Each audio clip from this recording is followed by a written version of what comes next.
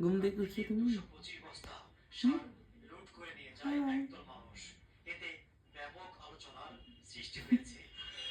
সারা দেশে কৃষকরা অভিযোগ করছেন চাহিদা মতো সার পাচ্ছেন না, কিনতে গিয়ে বস্তা প্রতি 2 থেকে 500 টাকা বেশি গুনতে হচ্ছে। প্রধানমন্ত্রীর তথ্য উপদেষ্টার দাবি, সারের ঘাটতি নেই, মজুদ আছে 13 লাখ টন। কেন সংকট হচ্ছে তাও খতিয়ে দেখছে সরকার। সারের মজুদ নিয়ে কোনো সমস্যা নেই, কিছুটা সমস্যা বিতরণে আছে এবং আপনারা এটুকু সংবাদ মাধ্যমের কর্মীরা জানেন